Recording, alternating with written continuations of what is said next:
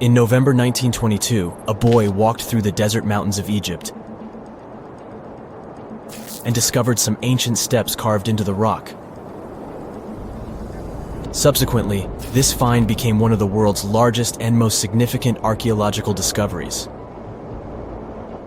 This step was part of Tutankhamun's untouched tomb. Archaeologists found about 5,000 ancient objects, including jewelry, fabrics, painted vases, and funeral masks. You've probably seen one of them. It has become one of the most recognizable attributes of ancient Egypt. More than 100 years have passed since then, and now humanity has finally become close to another large-scale discovery, the tomb of Cleopatra. This queen was the last active ruler of the Ptolemaic Kingdom of Egypt, who sat on the throne from 51 to 30 BCE. There are many ancient records about Cleopatra, her reign, and her unusual personality, but until now, no one has discovered the secrets about her passing away in the burial place. So, one archaeologist, Dr. Kathleen Martinez, has been studying ancient records and temples around Alexandria for decades, and concluded that the tomb of the queen should be located under the ancient city of Taposirus Magna, founded in 280 BCE.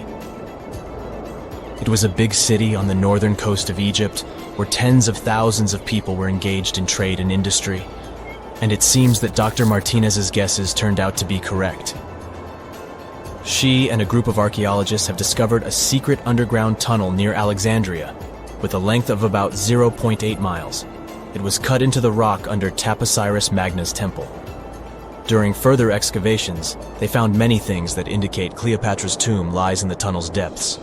It's also possible that she is buried there together with the Roman commander, Mark Antony. According to ancient records, Cleopatra and Mark Antony loved each other and together opposed the Roman Senate, which declared Antony a traitor. The fact that natural disasters have occurred on the territory of Taposirus Magna for thousands of years can complicate the excavations. Earthquakes and floods destroyed the city and possibly flooded its underground tunnels. But archaeologists hope the ancient tomb remains untouched, and that it hides many treasures and records about the royal life of ancient Egypt during the reign of the last dynasty. There's a chance that excavations will go underwater and in the mud. This will require much time and funding, but archaeologists are sure it's worth it.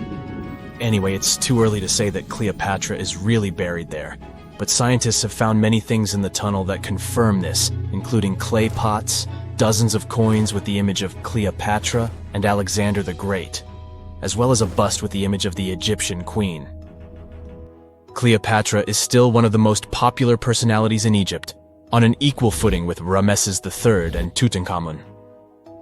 She inspired many films, paintings, and books, but what made her so popular? She became famous for her inconsistency. She was a beautiful, intelligent ruler who pulled Egypt out of the crisis and made it a prosperous power. Medieval Arabic texts say she knew chemistry, mathematics, and philosophy, and may have written several scientific books. She knew several languages and had excellent diplomatic skills. At the same time, there are many legends that she was a femme fatale who drove many men crazy. However, there's no evidence that her beauty was incomparable. The image of a stunning model was created by Hollywood when it made several films where famous actresses performed the role of Cleopatra. And the Roman Emperor Octavian, the adopted son of Julius Caesar, specially created the image of Cleopatra as an insidious seductress because he was her enemy. Even though she was born in Egypt, Cleopatra wasn't an Egyptian. Her ancestors were Greeks, among whom was one of the generals of Alexander the Great. However, the people of Egypt loved her. She learned the language and was very sensitive to the traditions of this country. She knew the history, mentality, and customs of ancient Egypt well. She raised the level of its economy and strengthened its status as a world power. Much of this was made possible thanks to her cunning and impressiveness. She loved theatrical performances and lavish celebrations. She knew how to surprise people and put on a show. But behind the exterior image of a luxury lover was an intelligent and calculating ruler. Ancient Egypt was a rich, luxurious country, and Cleopatra did everything to increase its wealth and strengthen its position in the international arena. For example, she was once in conflict with her brother Ptolemy XIII Odd. The queen knew that she wouldn't be able to resist him, so she decided to attract Julius Caesar to their side. The Roman emperor arrived in Alexandria, where Cleopatra wanted to meet him, but Ptolemy knew about her plans and was about to prevent her from coming to Caesar. Then, instead of a rich and noisy arrival, Cleopatra decided to make her visit inconspicuous. She wrapped herself in a carpet or linen bag the emperor's servants carried into Caesar's private chambers. Cleopatra emerged from the carpet and impressed the Roman emperor with her beauty and determination. As a result, they fell in love with each other and became close allies. After some time, she impressed another influential Roman for diplomatic purposes. She arrived to meet Mark Antony on a golden barge with purple sails and silver oars. Cleopatra was dressed in the image of Aphrodite and sat under a magnificent canopy. Her servants dressed like cupids and were blowing her fan and burning incense. But Cleopatra created such a show for a reason. She knew that Antony revered Greek mythology and considered himself the embodiment of Dionysus. As a result, he was so impressed with this woman that he ended up marrying her. Cleopatra defended her crown, strengthened her alliance with Rome, and bore Antony 3 children. In Egypt, they threw big parties and enjoyed wealth with power. However, the relationship of a high-ranking official with the Egyptian queen caused a scandal in Rome. Octavian was Antony's primary opponent in the struggle for power, so he exploited the situation to darken the competitor's reputation. He used propaganda to make Cleopatra an insidious seductress in the eyes of Roman citizens. He accused Antony of succumbing to her charms. The Roman Senate supported Octavian and declared Cleopatra an enemy. In 33 BCE, this conflict reached a high point when Antony's navy clashed with Octavian's fleet. The latter won and forced his enemy to flee to Egypt with Cleopatra. According to some records, they took refuge near Alexandria. Pursued by the Romans, they hid in one of Cleopatra's palaces and met their end. Some legends say that Cleopatra was an expert in poisons. She provoked a venomous snake, a viper or an Egyptian cobra, to bite her. Also, according to another legend, she pricked herself with a poisonous needle. There's a theory that Cleopatra always carried an ampule with poison inside her hairbrush. And when she was cornered, she soaked the needle with this poison and pricked herself. None of this can be said for sure. Scientists are still trying to find out the truth. Perhaps when they reach Cleopatra's tomb, the world will get more answers about her tragic fate. She is considered the last ruler of Egypt. After her passing, Octavian plundered her palaces and temples and returned to Rome, where he became the main emperor. He successfully ruled the country and expanded its borders. His reign ended when he turned 75. World history would have looked different if Cleopatra and Mark Antony hadn't lost that naval battle. By the way, did you know that more time has passed between Cleopatra's reign and Neil Armstrong's flight to the moon than between the reign of the Egyptian queen and the construction of the Great Pyramid of Giza? Armstrong took a step on the Earth satellite in 1969, 38 years after the birth of Cleopatra. And the construction of the pyramid took place in 2560 BCE. Imagine how long the history of ancient Egypt is. Cleopatra is closer to us in time than to the pyramids. No man shall ever find my tomb. That's what, according to rumors, Cleopatra once said. Rumor has it really wasn't about the gender. She wanted no living soul to disturb her, and I think she meant that no human would ever discover the location of her grave. But, surprisingly, it was indeed a woman who was closer than anyone before to finally discovering the Queen's resting place. Meet Kathleen Martinez Berry, a criminal lawyer turned archaeologist. She got so intrigued with Cleopatra's story that she packed her bags and went to Egypt with no official support and even no permission from the authorities. All she had was pure determination to find the Queen's tomb. Now, you could say Kathleen had always been ahead of the game. She skipped grades in school, mastered piano, chess, swimming, and martial arts, and grew up listening to top intellectuals debating in her home.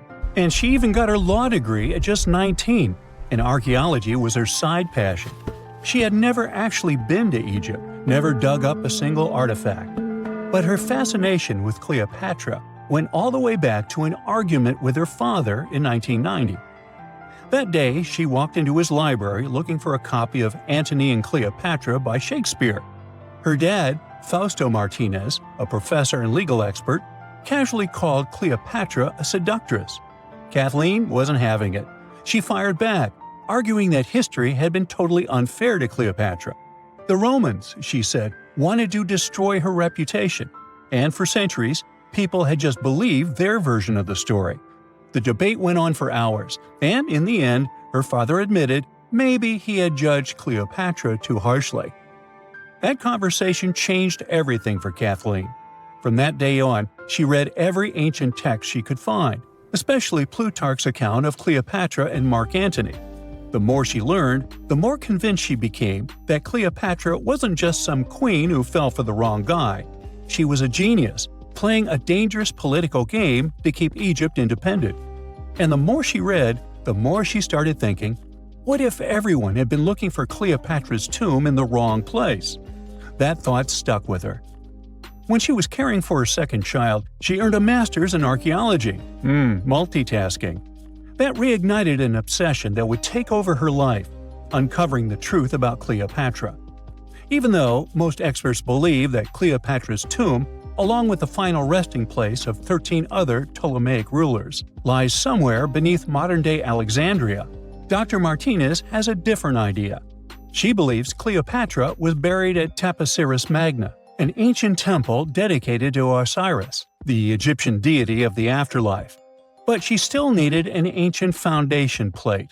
These plates, about the size of a smartphone, were placed beneath important temple structures and often contained inscriptions explaining when and why the temple was built. If she could find a plate that confirmed the temple was dedicated to Isis, Cleopatra's patron deity, she'd have solid proof that this was the right place to look. Nothing could deter Martinez. She excavated the entire temple site, digging deeper than anyone before her. Her team found coins with Cleopatra's name and face stamped on them. It meant Cleopatra had a direct connection to this site. Then, they uncovered something even more interesting: a tunnel used to bring water to people, leading straight from the temple into the Mediterranean Sea. So, if parts of the temple had already sunken into the water, could Cleopatra's tomb be down there too? Martinez needed proof to convince Egyptian authorities to let her search underwater. And, against all odds, she found the missing foundation plate. On it, the pharaoh offered a large area of Nubia to deity Isis. That was it, the confirmation she needed. The temple was indeed dedicated to Isis, proving her theory wasn't just speculation. If one temple was on land, Martinez suspected the second temple, possibly Cleopatra's tomb, had collapsed into the sea. She needed help from experts in underwater archaeology, so she reached out to Robert Ballard, the guy who discovered the Titanic. With support from the Egyptian authorities, she and her team began exploring the waters off the coast of Alexandria. And what they found was mind-blowing. Underwater, they discovered massive stone structures, some standing 6 to 10 feet tall, right where the coastline would have been thousands of years ago. They also found basalt blocks, the same material used in the statues from the first temple. That meant one thing: those weren't just random rocks. They were the remains of a lost city, buried beneath the sea for centuries. Now, we can only wait and see whether Martinez and her team will be able to unravel one of the greatest mysteries of the past left by the outstanding woman that was Cleopatra. Here's some backstory. After her father, Ptolemy VII, passed away, Egypt's throne went to both Ptolemy VIII and Cleopatra, or so it seemed. Cleopatra, just 18 at the time, allegedly married her 10-year-old brother. Yeah, ancient royalty had some different customs, though there's no solid proof of that. But sibling love didn't last long.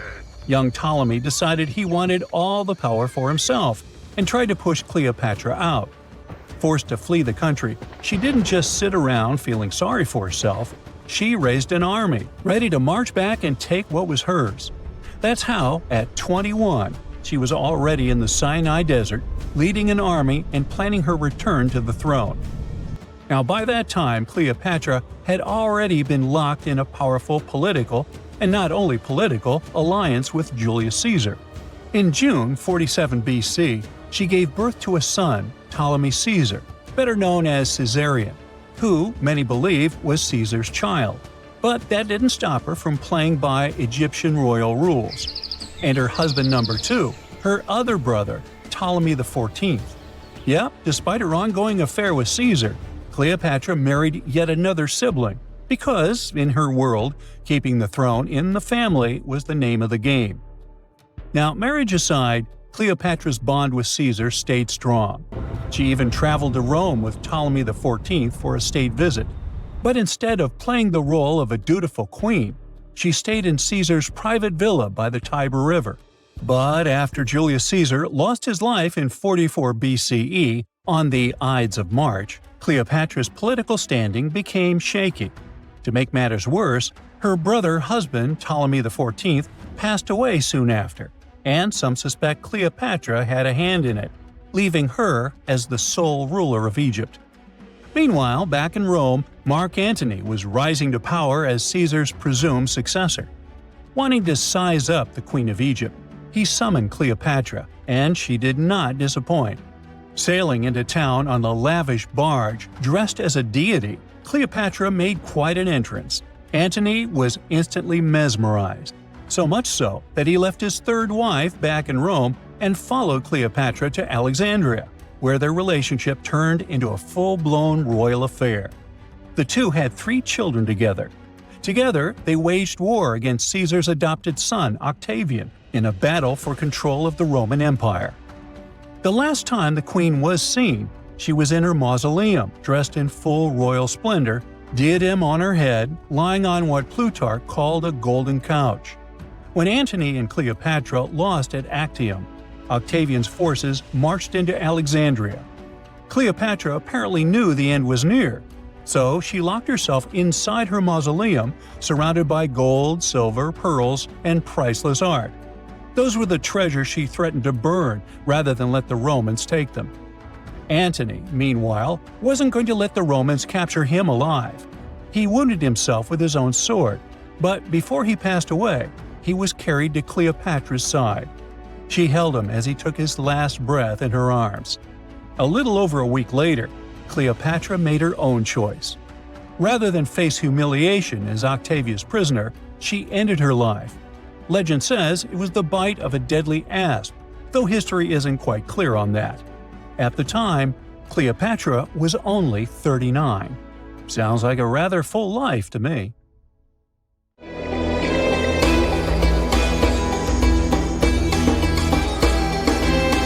The Great Pyramid was created as the final resting place of ancient Egyptian monarch Khufu. According to legend, French leader Napoleon entered the Great Pyramid and came back out looking shaken and super pale.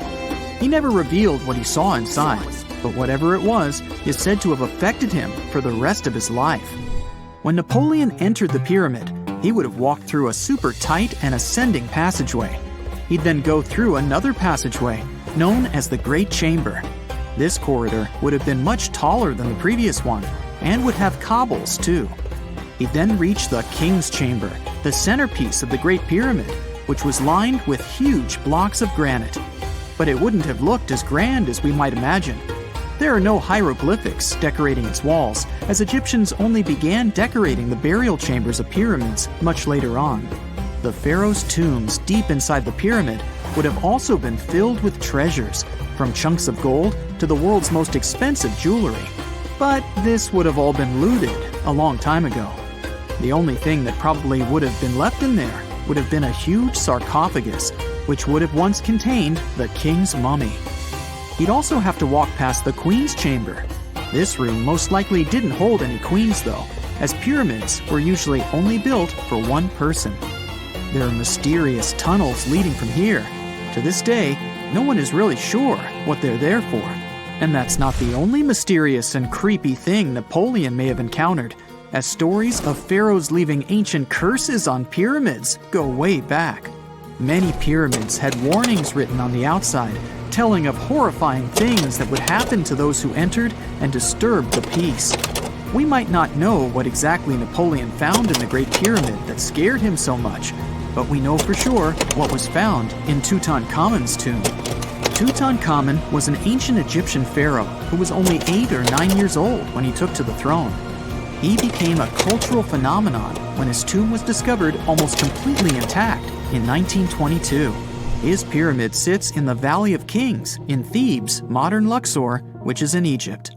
Unlike the Great Pyramid, Tutankhamun's tomb was covered in beautiful wall decorations. The walls told the story of how he would travel to the afterlife through the underworld.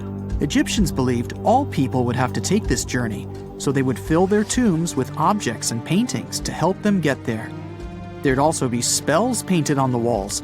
They believed this would help people pass over to the next realm. The journey would be pretty long, and for that reason, the ancient Egyptians would also fill the pyramids with food. Tutankhamun's pyramid was filled with 8 fruit baskets. They even found something called gingerbread fruit in there. The rooms were jam-packed with furniture, statues, clothes, and staffs, amongst a whole bunch of other things. You'd likely find a lot of clothes and expensive jewelry in the pyramids as well. The ancient Egyptians wanted their ancestors to travel in style to the afterlife. They put Tutankhamun in his final resting place with over 50 pieces of clothing, all of the highest quality. There were tunics, scarves, gloves, and headdresses, and a ton of jewelry. Bracelets, pendants, necklaces, rings, and scarabs for protection were all found inside. Each of them was made of gold or precious stones. There were also fans made of ostrich feathers to keep the old pharaoh cool in the hot Egyptian sun. But the temperature inside the pyramids never actually went above 68 degrees Fahrenheit. The ancient Egyptians developed a super cool air conditioning system that we don't fully understand even today. Tutankhamun's pyramid also contained 130 walking sticks made from ebony, ivory, silver, and gold to help him on his journey. There were 3 chariots hidden away in case he got tired of all the walking. They also put 11 boat paddles inside, but there was no sign of any boat. The pyramids would be littered with the pharaoh's favorite scents and perfumes. During the excavation of Tutankhamun's pyramid, it quickly became clear that it had been robbed during ancient times. There was damage to doors and traces of oils left in empty jars. It looks like someone raided the pyramid for gold and the scents, perfumes, and oils that had been left for King Tut. There was still a bit of perfume, which was made from coconut oil and frankincense, left in one bottle. It seems like Pharaoh Tutankhamun loved board games. There was an ivory traveling set of senet in his pyramid. Although we don't know for sure exactly how to play it, we have figured out it was sort of an ancient Egyptian version of backgammon. It looks like it was a 2-player game where the goal was to knock your opponent off the board. Not really sure who Tutankhamun's mummy was supposed to play with, though. The ancient Egyptians had some rituals that may seem pretty strange to us. For example, they used to shave their eyebrows off if they ever lost a cat. So it's not too surprising they put some really weird things inside pyramids. Archaeologists discovered a collection of mummified cats and scarab beetles in pyramids that date back more than 4,000 years. They were found in the pyramids of Saqqara, which is south of Cairo. They also found a bunch of makeup kits and mirrors inside. Makeup was worn proudly by both men and women in ancient Egyptian times. Eyeliner was the most popular cosmetic. The Rosetta Stone was one of the best discoveries ever made in pyramids. It was found by our man Napoleon Bonaparte and his team. It's a black granite rock that dates back to 196 BCE. It's transcribed in Greek, Demotic, and hieroglyphic. When it was translated in 1822, we got the key to understanding ancient Egyptian hieroglyphics for the very first time. The discovery of Queen Hatshepsut's mummy in 1903 changed our understanding of the Egyptians forever.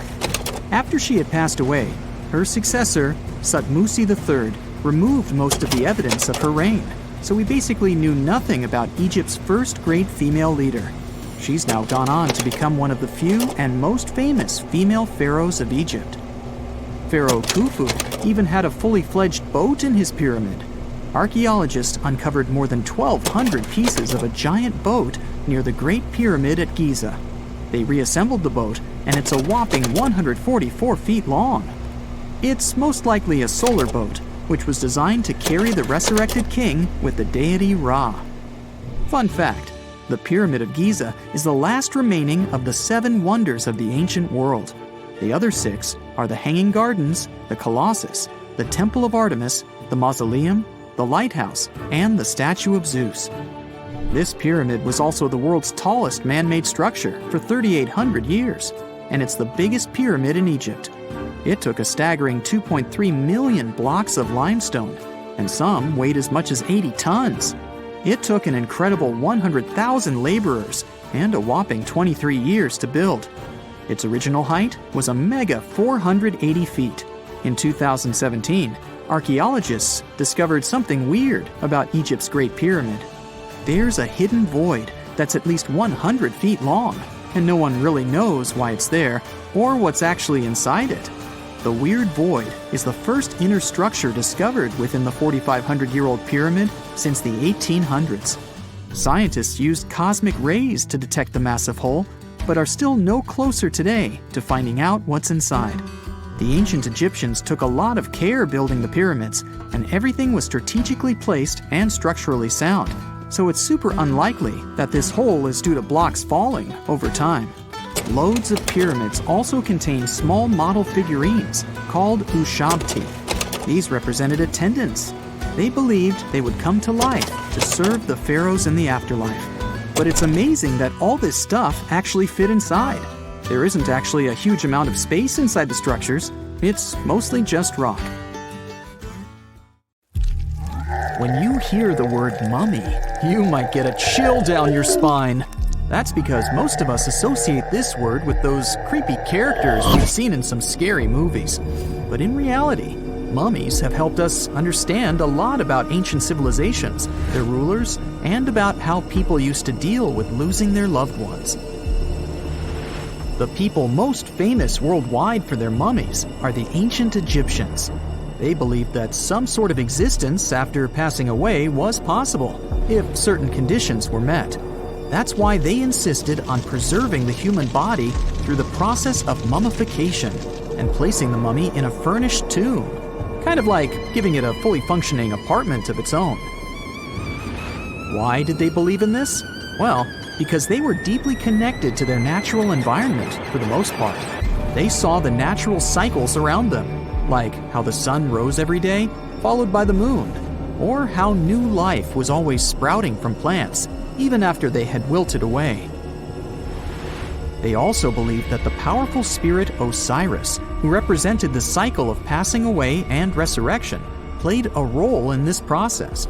To prepare for the afterlife, the ancient Egyptians followed certain rituals, like mummification, which involved using materials like honey, resins, and incense to preserve the body. There's no other mummy more popular than that of King Tut. He was a young pharaoh who ruled over 3,000 years ago in Egypt. The problem with discovering ancient royal tombs is that most of such burial sites were previously robbed. People knew ancient rulers had been left with many valuable belongings, so those locations became vulnerable to thieves.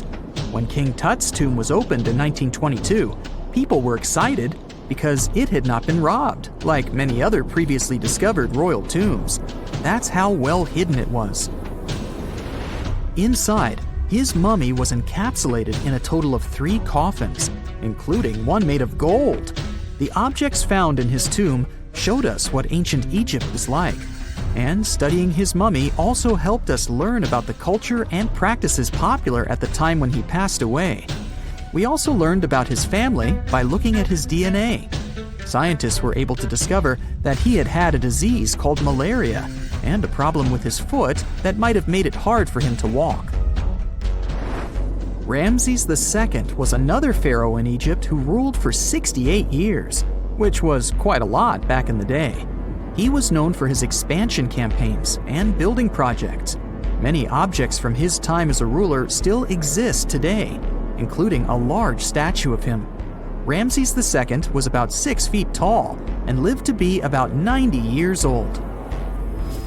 After looking at his mummy, scientists concluded that he may have had a medical condition that affected his spine. Now, remember those thieves I mentioned before? They are probably the reason why Ramses II ended up in a plain coffin in a secret collection of royal mummies at Deir al-Bahari, which was rediscovered in 1881. Thankfully, archaeologists were able to identify him because his journeys had been recorded on his wrappings. The process was really tedious too. In fact, in ancient Egypt, the mummification process could take a staggering 70 days to complete. A special person would say a very specific speech while delicately handling the body and drying it out using a type of salt called natron.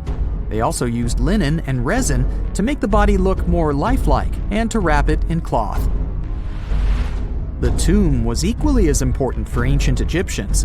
The walls of King Tut's tomb, for example, were adorned with intricate artwork that depicted his journey to the afterlife, from his burial procession to his passage through the underworld. The ancient Egyptians believed that everyone made this journey after passing away, and they filled their tombs with items and paintings to help the person in their spiritual travels. Additionally, the walls of the tomb were decorated with spells from a special book, which contained a collection of poems that the Egyptians believed would help people reach the afterlife. And speaking of how important this journey was, people also placed food in these ancient tombs. In King Tut's tomb, archaeologists discovered 36 jars of vintage beverages and 8 baskets of fruit, which were believed to be left there to help him in his journey to the afterlife. The Egyptians believed that traveling to the afterlife took a really long time, so they left a lot of supplies, such as food and water, to sustain their loved ones. Pharaohs also generally had numerous luxurious garments and beautiful jewelry in their tombs to ensure that they would have a fashionable journey. These items included various types of linen clothing, such as tunics, scarves, gloves, and headdresses, as well as a lot of gold jewelry with precious stones, like bracelets, buckles, pendants, necklaces, rings, and even precious depictions of insects for protection. Some were also deposited with fans made from ivory and ostrich feathers to keep them cool in the afterlife. Some ancient rulers were even placed in their forever apartments along with boats. For example, Pharaoh Khufu built the Great Pyramid at Giza as his tomb, and a large ship was found inside. King Tut, however, was buried with multiple boat paddles, but no actual boat. Instead, he had 3 chariots and numerous walking sticks made of precious materials, perhaps indicating he'd rather travel to the beyond by land, not by water.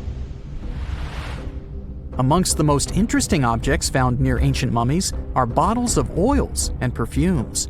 If rulers were supposed to be fashionable, why not smell nice too, right? Also, some of them had some ancient kinds of board games, most of them made out of precious materials like gold or ivory. One of those games was called Senet. It was very popular amongst the ancient Egyptians and very similar to modern-day chess. The ancient Egyptians may have the most famous mummies out there, but they weren't the first to invent the procedure. In fact, it all started in South America with an ancient civilization named the Chinchorro. As far as we know today, these people were the first to mummify their loved ones that had passed away. They did it somewhere around 2,000 years before the Egyptians started their own rituals. Sure, we can tell a lot about ancient rulers by studying these mummies, but until recently, we had no idea what they really looked like during their lifetime. Not so long ago, though, some very special mummy paintings were found by archaeologists studying ancient Egyptian objects.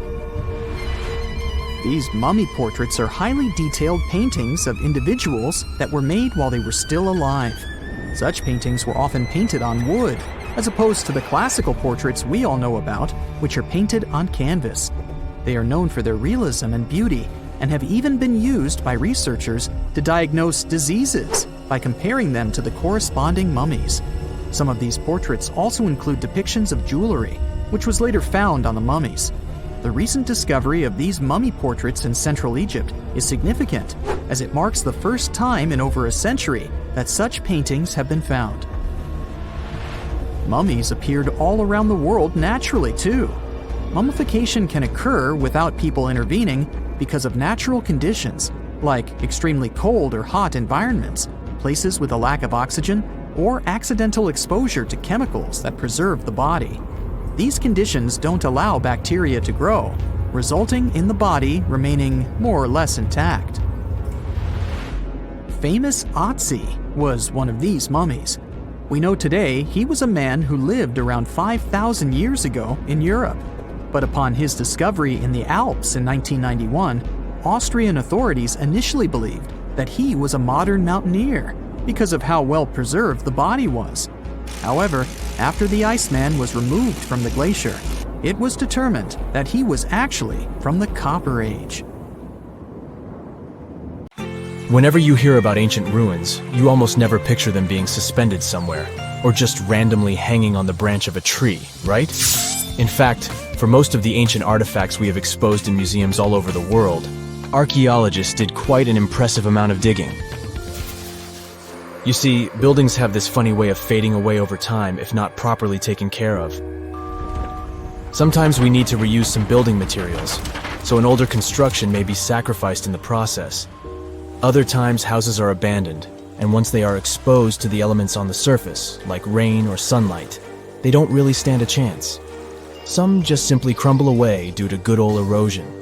So the only way a piece of architecture can survive the test of time is if it's somehow gotten buried deep down. Now, how did they end up buried in the first place? Well, it's quite the comedy of errors. Ancient cities had a habit of gradually raising their ground level like a kid adding toppings to their ice cream sundae. You see, these settlements were always busy collecting food and building materials to keep up with their ever-growing population. But hey, who has time to deal with waste and rubbish? It wasn't exactly high on their to-do list back in the day. So when it came to building new houses, ancient civilizations found it much easier to save their sweat and tears by piling up the rubble and constructing right on top. But that's not all.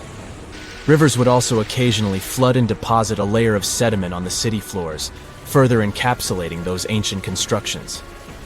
And in those dry regions like the desert, where the wind likes to show off its sand and dust dance moves, you can bet it was a constant struggle to keep the establishments clean. One hilarious example is the Sphinx, which had its head buried in sand until a group of archaeologists unearthed it in 1817. Some ancient towns eventually got covered up because they were completely abandoned. With less human activity to control their expansion, plant seeds couldn't resist the opportunity and sprouted all over the place. They gobbled up carbon dioxide from the air and grew, adding more and more bulk to the ground. Those cheeky roots even decided to stabilize the soil made from decaying plant matter, creating layers upon layers of earthy goodness. It's like the ultimate DIY project Mother Nature embarked on, with plants as her loyal helpers. The act of digging into the secrets of ancient civilizations is not just about unearthing a lost world. It's also an epic quest to reveal the hidden treasures beneath layers of history. But how do archaeologists know where to dig in the first place? If everything is covered in layers upon layers of sediments, debris, and plant roots, they must have some sort of system they rely on before embarking on a new project, right? For starters, they're not always the ones suggesting an archaeological dig in a certain location. Let me explain. Let's say you're a contractor and you want to build a new fancy apartment complex in your city. Some local legislations have certain requirements before your project can start, though. For instance, before anyone starts building on a piece of land, they might need to bring in specialists to check the soil. These clever folks can be archaeologists, geologists, or paleontologists, and they need to keep an eye on things during development. If any artifacts or ecofacts, fancy word for organic remnants, are discovered, these experts swoop in to excavate and study them. But what about sites that have nothing to do with bulldozers and yellow hats? Archaeologists have more than one trick up their sleeves when it comes to locating ancient hotspots. They dive deep into historic records with a healthy dose of detective work. By sniffing out old documents and maps, they can piece together the puzzle of human activity in a specific area. If a site has been visited before, it's even better. Finding records of past excavations or historical accounts can give archaeologists lots of information on where to continue their treasure hunt. Before archaeologists start swinging their shovels, they engage in a bit of a visual scan mission. Armed with a grid system, they'll stroll around the site, keeping their eyes peeled for any artifacts that might be hiding just beneath the Earth's upper layer. From groundstone tools to historic glass and even ancient garbage dumps, yes, they're also valuable. These keen-eyed explorers can spot signs of human activity faster than most people. If they stumble upon midden soil, fancy term for a garbage dump, they know for sure that humans once called this place home. Archaeologists don't just rely on their trusty shovels, though. They have an arsenal of gadgets to aid in their search for hidden wonders. Geophysical tools are like their secret weapons. Take the resistivity meter, for example. This clever contraption measures the electrical component of the soil and any buried features or artifacts. A buried wall, for instance, will create a different resistivity reading than the surrounding soil. Magnetometers and ground-penetrating radar work in similar ways, showcasing potential hints of ancient treasures in the soil. And who could forget our trusty old friend, the GPS? It helps archaeologists map out precise locations, like a high-tech treasure map, leading them straight to their pot of gold. Care to virtually visit some of the most important archaeological sites in the world? Well, follow me. In the United Kingdom, for instance, you'll find this interesting place called Stonehenge. It's one of many henges scattered around, but this one really takes the cake. Picture this: massive ancient stones standing tall and proud, arranged in a funky outer ring and an inner horseshoe, with some smaller stones thrown in for good measure. And guess what? These amazing stones have been around for over 5,000 years. Talk about a serious case of rock-solid longevity. Now, here's where it gets interesting. According to local folklore, the legendary wizard Merlin whipped out his magic wand and poof! He teleported these massive stones all the way from Ireland. Apparently, some giants had assembled them there, but Merlin decided they would look much better at their new location. Others think it's just the ruined remains of an old Roman spiritual edifice. These amazing structures were built by our Bronze Age ancestors. With their simple tools and limited tech, they managed to create this monumental masterpiece. Impressive, right? Unfortunately, there's still so much we don't know about this area. Stonehenge's initial purpose remains a mystery to this day. Sure, there are lots of theories, but scientists have yet to agree on the subject. However, we do know that it's perfectly aligned to catch the sunrise during the summer and winter solstices.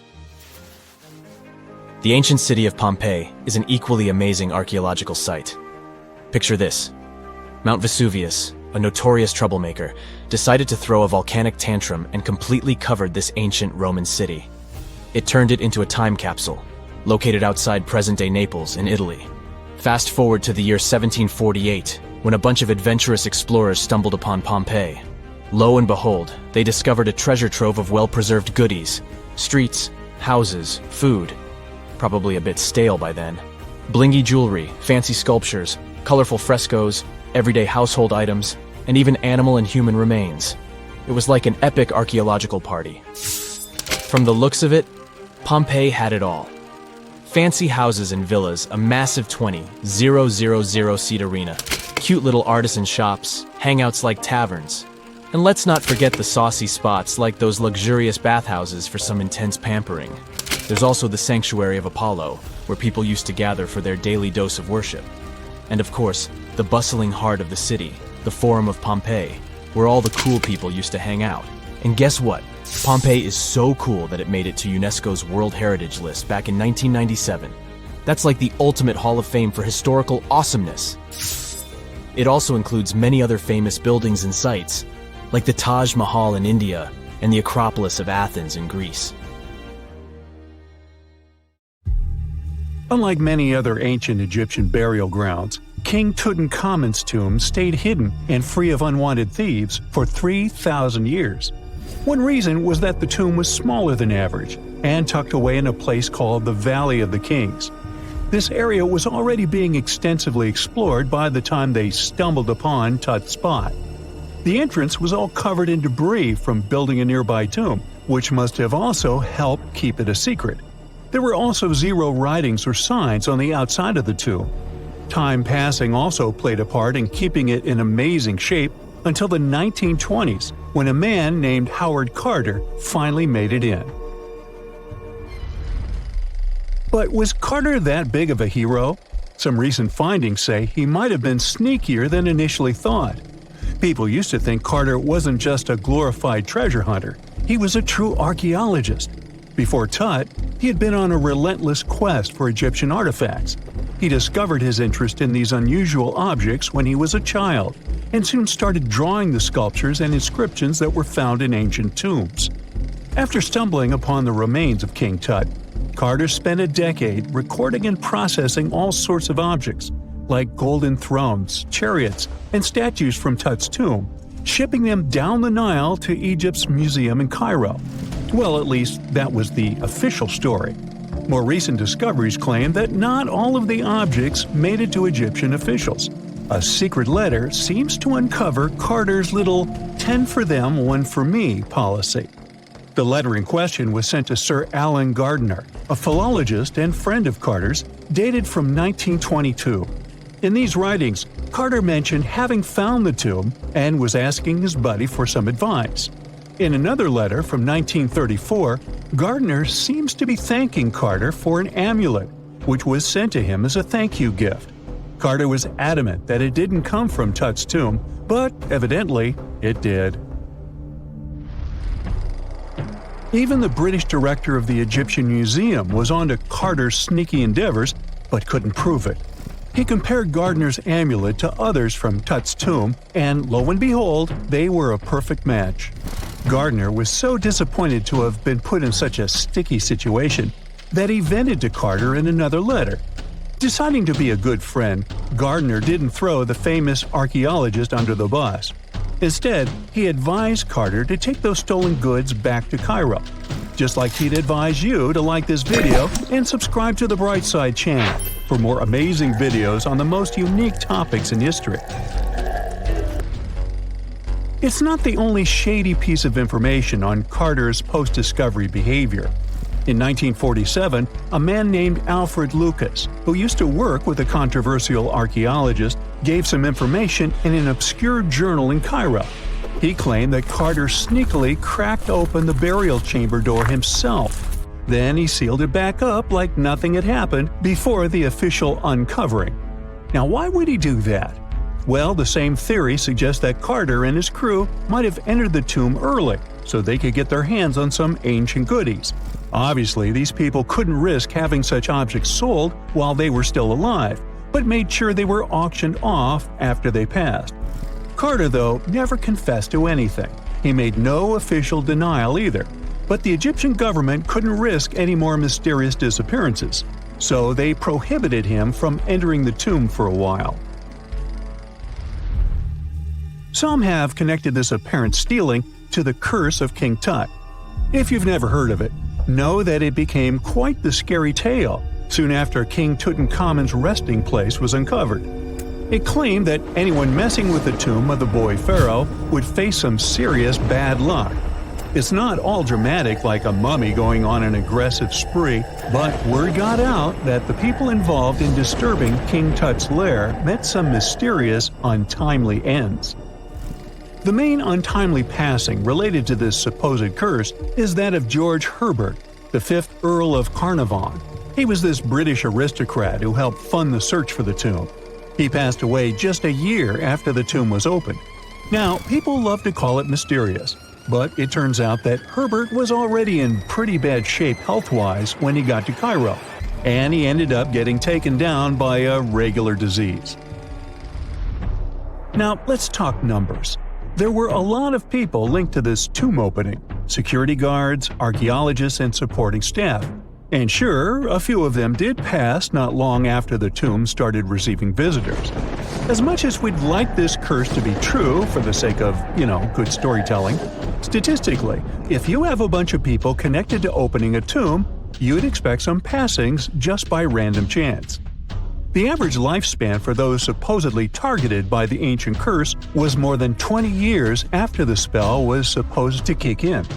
Herbert's daughter even lived until the 1980s, that's half a century later. And Howard Carter himself lived until 1935, a solid 16 years after the big reveal. Some have suggested that the whole curse was nothing more than a careful PR strategy. You see, when Tut's tomb was found, Howard Carter wanted to make a priority out of keeping nosy reporters away. So he might have come up with a curse hanging over anyone entering the boy king's resting place. But what was stolen from King Tut's tomb anyway? Well, some jewelry to begin with. It might have been snatched by Howard Carter himself, according to a French specialist. He did some intensive research by looking at old pictures taken from inside the tomb back in the 1920s. He compared those images to various objects from museums and auction houses. He soon started to piece together the whereabouts of some of Tut's jewelry. First up, there's this collar that used to be on Tut's chest. It was all broken into pieces, and some parts went via Carter to the Nelson Atkins Museum in Missouri. Meanwhile, other bits ended up on a necklace owned by some unnamed people who tried to sell it in 2015 but failed. Even the Nelson Atkins Museum agrees, as they've confirmed the information on their website. Then there's a headdress piece. Some beads from it that once belonged to Tut apparently got stolen by Carter too. They were also strung into a necklace and are now being held at the St. Louis Art Museum. Another fancy collar made out of glazed ceramic magic spent some time at the Met, far away in New York. Thankfully, it was sent back to Egypt a bit over a decade ago. This seems to have been, as you'd expect by now, also stolen by Carter. Missing artifacts aside, King Tut still gave a ton of amazing objects that helped us learn more about this incredible ancient culture. Starting with the famous burial mask.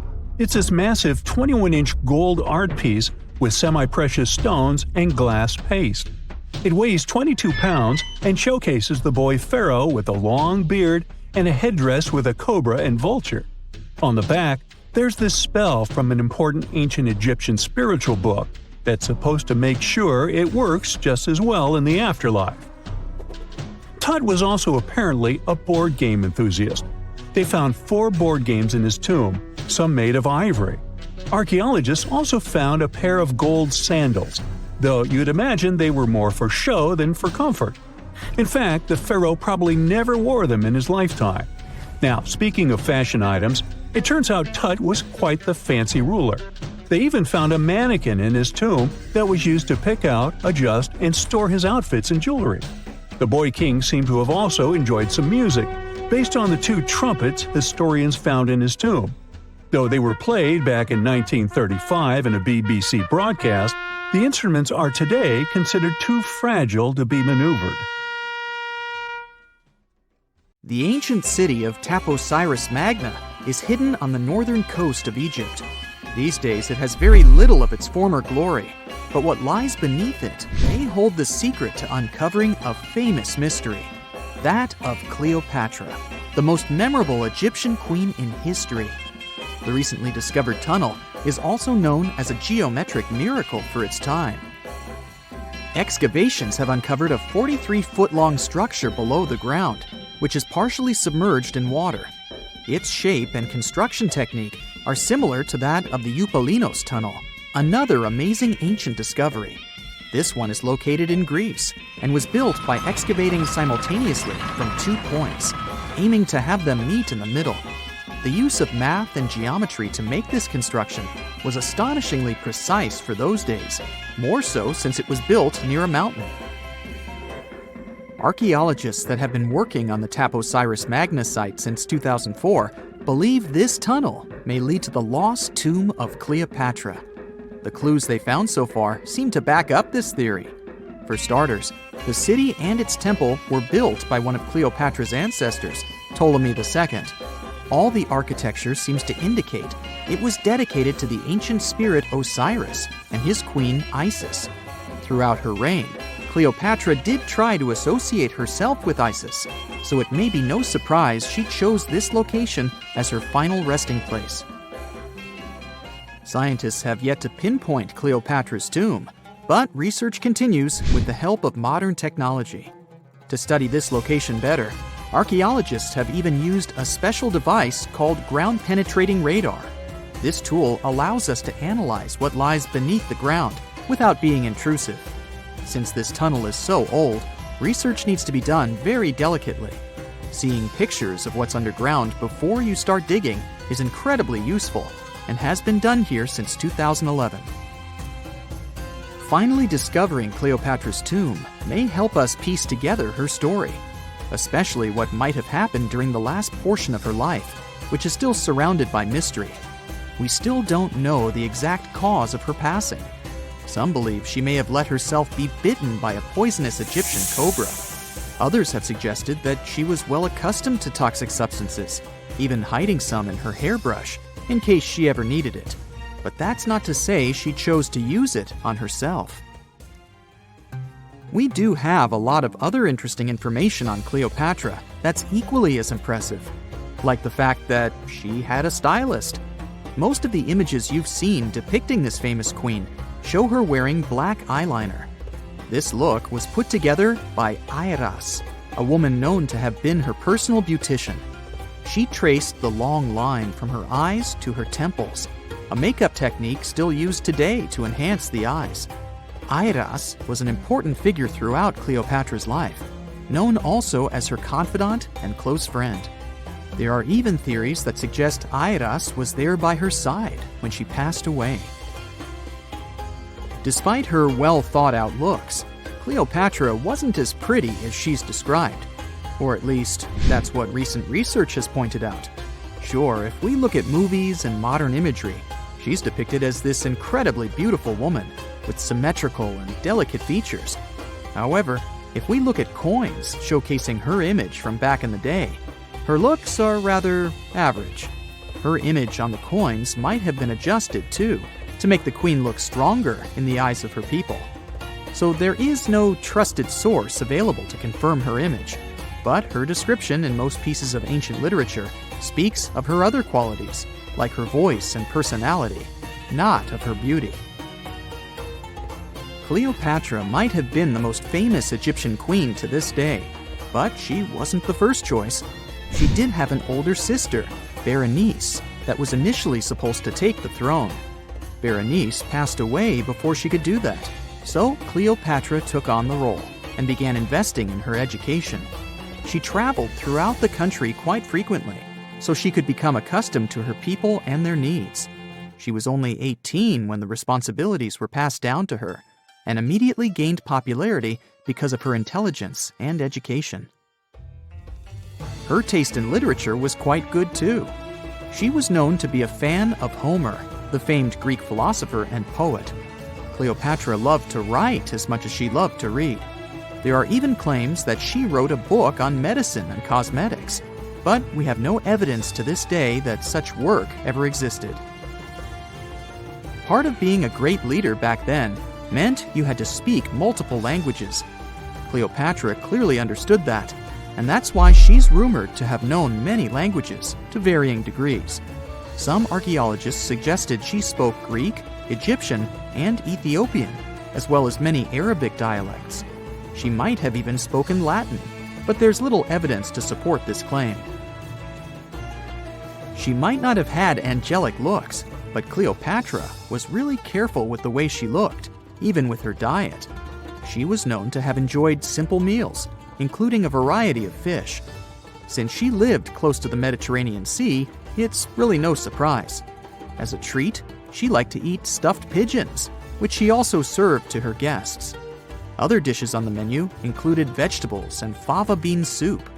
Fruits and nuts weren't missing from her diet either, and she was also a big fan of honey. Recently, a team of experts has even tried to recreate her famous perfume. Think of it like the ancient equivalent of Chanel No. 5. Cleopatra was known to be a fan of luxurious scents, which she believed could even influence how people treated her when they met. The basis of this scent is myrrh, a resin gathered from a local tree. Other ingredients added to the mixture were also found back in the day, like cardamom, olive oil, and cinnamon. The results may not be quite as delicate as the perfumes we know and use today. Its consistency was way thicker, and the scent lasted way longer. When she was at the height of her power, Cleopatra might have been the richest person in the world. Back in the day, she ruled over a territory that stretched across the Mediterranean, from modern-day Libya in the west through Egypt to Syria in the east. This is the largest territory ever ruled over by a woman. In today's currency, her worth might have been somewhere around $95 billion. The The calendars we use today may have been introduced by Cleopatra herself. She presented the idea of leap years and leap days to Caesar, the Roman emperor she was known to have been close with. Taking her advice, Caesar made these adjustments part of the official Roman calendar. The ancient Egyptians already knew the year was longer than precisely 365 days. They discovered this by studying the brightest star in the sky, called Sirius, and concluded that a year is actually 365 and 1/4 days long.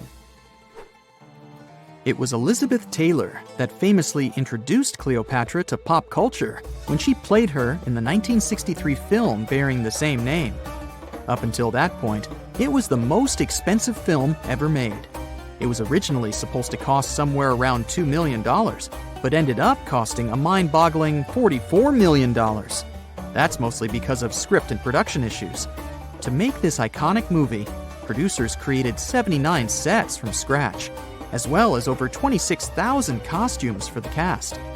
Elizabeth Taylor's Cleopatra costumes alone cost somewhere around $200,000. Thankfully for the producers, the movie made headlines and was well received by critics, making it a box office success. A lot of people associate Cleopatra with another famous Egyptian ruler, King Tutankhamun, nicknamed King Tut. Surprisingly, apart from both of them being Egyptian pharaohs, they have nothing else in common. For starters, King Tut lived around 1,300 years before Cleopatra did, and there is also no connection regarding their ancestry. Cleopatra had Macedonian Greek roots, while King Tut was a native Egyptian. It's nighttime, and you're about to walk inside Pharaoh Tutankhamun's final resting place. You know, King Tut. You don't have a torch, but at least you came with a flashlight. You walk down several flights of stairs and observe how the walls are carved in hieroglyphics and what looks like a spell. Those who take anything from this place will be doomed for life, the spell says. Even if you don't really believe it, this scares you a little bit. You find a huge stone door. Is it a trap? You manage to open it, but oh no, it's only an empty chamber. You check your map. It seems like you're heading in the right direction. After what feels like hours, you realize you must be trapped inside a labyrinth. You try to retrace your steps, but you can't find the door where you came in from anymore. That's it, you think to yourself. You've fallen for the Pharaoh's trap. What's worse, you didn't bring a lunch. Okay, so we've all seen Hollywood movies where the main character is exploring ancient ruins and faces some seriously dangerous traps, right? We've been told Egyptian royalty protected their final resting places with venomous scorpions and snakes, sliding doors that will trap you for life, and giant rolling boulders that will crush anyone on their paths. The thing is, were these traps truly real? Well, I regret to be the one to break it to you, but this is all fiction. These elaborate traps were too technologically advanced for ancient civilizations to pull off. That is not to say, however, that there weren't any traps at all. Ancient civilizations, like the Egyptians and the Mayans, are known for their practice of building entire monuments dedicated to the ones who had passed away. These structures would often reflect the position of person occupied in society. So, for the really important people, the VIPs of their times, massive monuments were built to host their bodies long after they were gone. Some of these civilizations believed that a person's life would continue on the other side of the veil. For that reason, a person would be buried together with the belongings of their current life. If they had a lot of money and power and stuff, that meant their resting places would be filled with riches and gold. Now imagine if you lived in ancient Egypt and you knew exactly where all the pharaohs' tombs were located and had heard rumors of the amount of wealth kept in these places. Maybe you would be tempted to go check it out, right? We're talking about large rooms filled from floor to ceiling with golden artifacts, jewels, and even money. I mean, it does sound tempting. And since there weren't any security guards protecting the entrance of these places, Egyptians needed to get creative as to how they would protect these riches. These old civilizations found some traps to be useful. A recurring one was building empty rooms inside the monument to confuse a burglar. Now, let's take a look at Amenhotep III's final resting place as an example. It was built in the city of Luxor, in a spot also known as the Western Valley of the Kings. Two French engineers originally discovered the monument between 1905 and 1914 CE. The structure is huge and has more than 10 chambers, connected by long corridors and steep stairways. The King's Chamber is the most hidden one, and for an outsider to try and find it, they will probably enter a lot of empty rooms beforehand. Other pharaohs tried to protect their riches by commissioning monuments with false doors concealing pits that were up to 20 feet deep. This way, an unwarned and unwanted visitor would be surprised by the deep hole on their way to the king's resting chamber. Alongside false doors, pharaohs made sure to build labyrinth-style corridors and false walls. This way, robbers could take hours or days before they found the king's real chamber. As to pits with poisonous snakes on them, if there were any reptiles inside these monuments, they probably got inside on their own, and would most likely not stay there for long. There is no way snakes would survive years and years without food inside these pits. So yes, another Hollywood-induced belief right there. If these traps seem boring to you, archaeologists did find an interesting deterrent in the final resting place of the Red Queen of Palenque in Mexico. Palenque was one of the most powerful Mayan cities in pre-Columbian Mexico, and the Red Queen was believed to be the grandmother of the last Mayan king, undoubtedly a person of immense importance to the empire. In her honor, a huge monument was built to keep her body after her passing. The discovery of the tomb itself was already thrilling.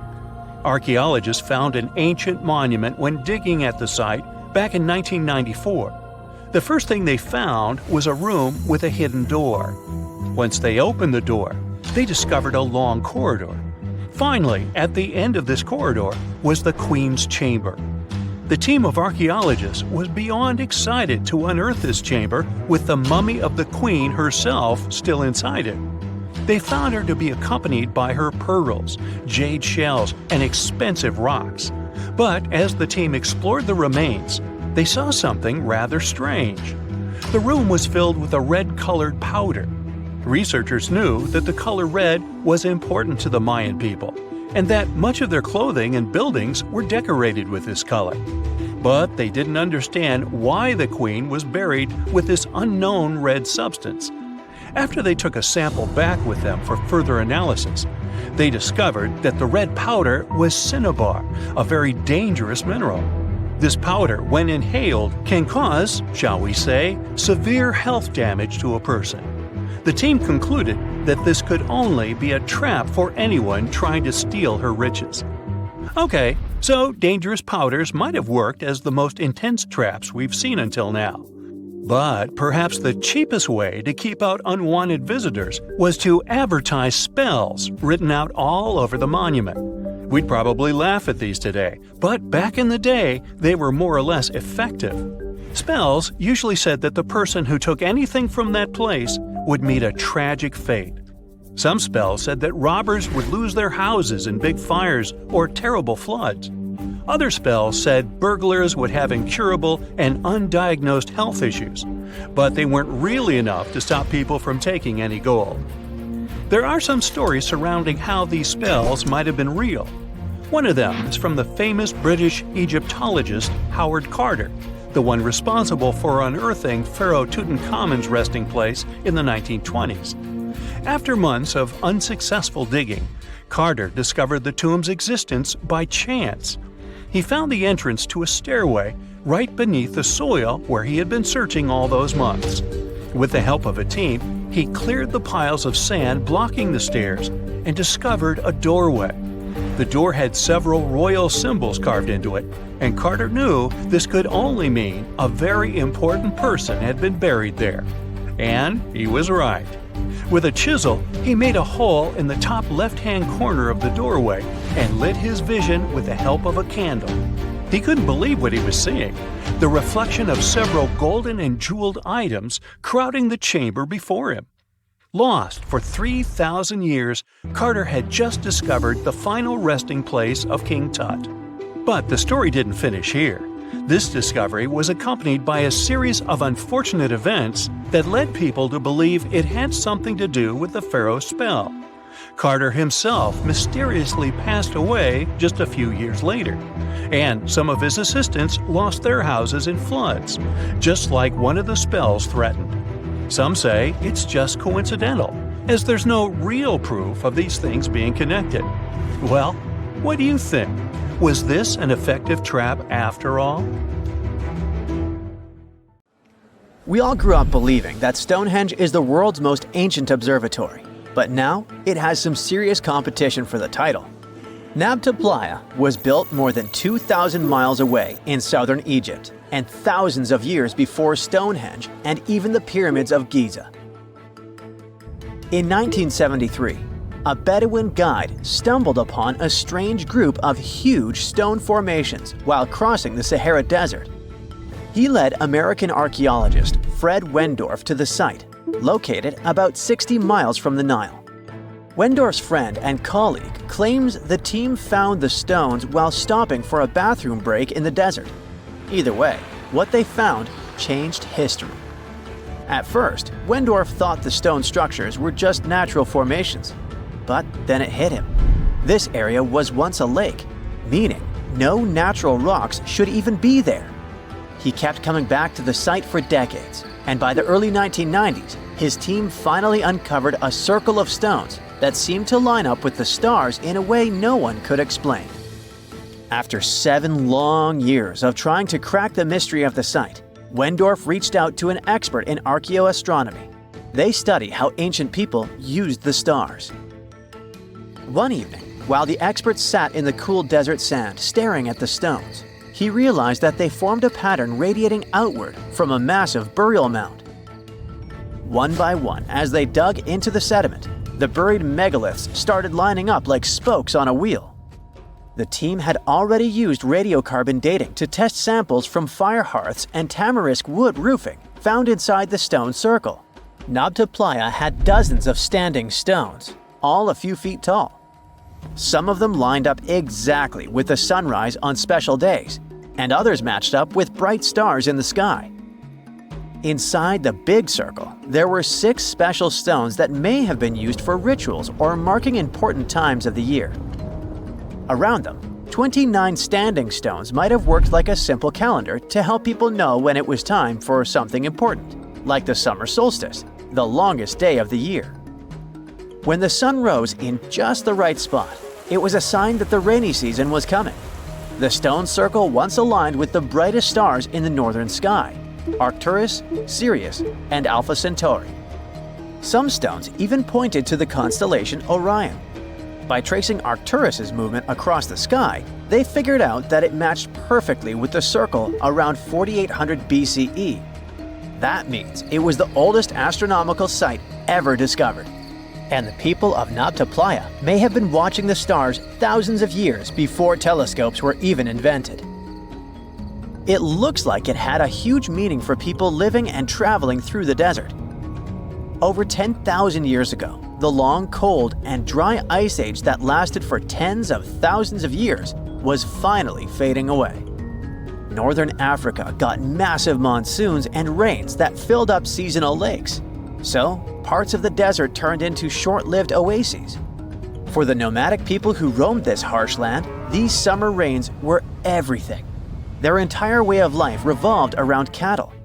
When archaeologists opened the central tomb at Nabta Playa, they dug up cattle bones and even a massive rock carved into the shape of a cow.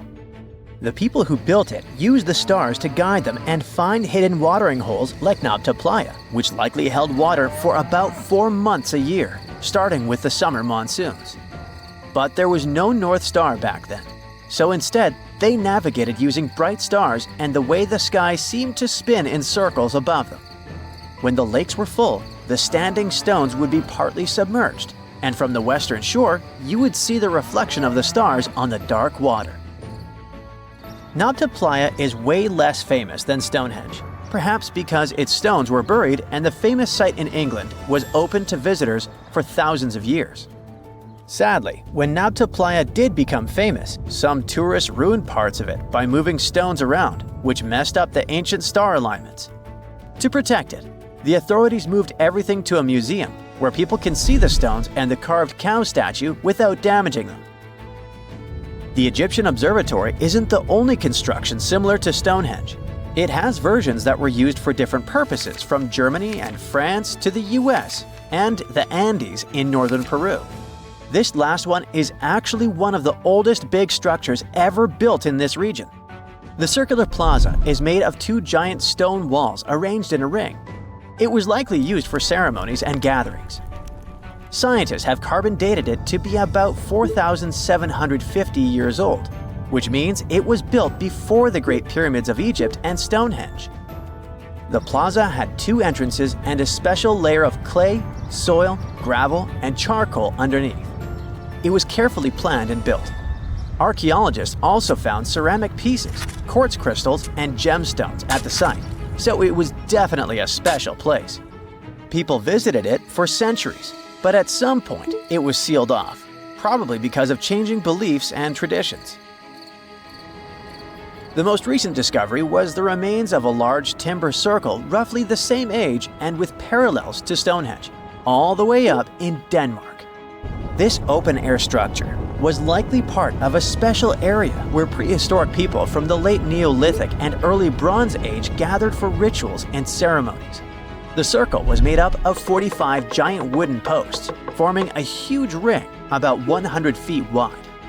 The wood is gone now, but scientists believe tall timbers once stood in the holes and created an impressive wood henge. No one knows exactly what these circles were used for, but archaeologists have found animal bones and food remains at similar sites. So people probably used to gather there for feasts and rituals. In 2024, scientists found two ancient stone circles from the Neolithic period in Dartmoor National Park in England. Some archaeologists believe they might form a sacred ark. Many of Dartmoor's stone structures were built in a curved shape on the high ground in the center of the area. A long time ago, Dartmoor was covered in forests, so people may have used the high ground as important markers. One of the newly found circles fits inside this ark, but the other one is outside of it, to the north. This could have been an entrance point into the ark. There's also a raised bank of earth near the stones, which looks similar to other famous Neolithic sites, like the Ring of Brodgar in Scotland and Stonehenge itself. This means the people who built these circles may have visited Stonehenge or been inspired by it.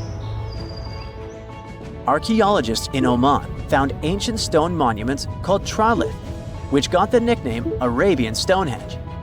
They were finished about 2,000 years ago, but no one knows for sure who built them or why. Scientists also found stone hand axes that are incredibly old, between 300,000 and 1.3 million years old, from the time when the first humans left Africa. At another site in central Oman, archaeologists discovered a Neolithic tomb from around 5,000 to 4,600 BCE.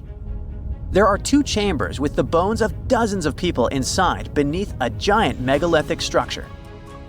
Nearby, they also discovered rock carvings that were made by people who lived in the area.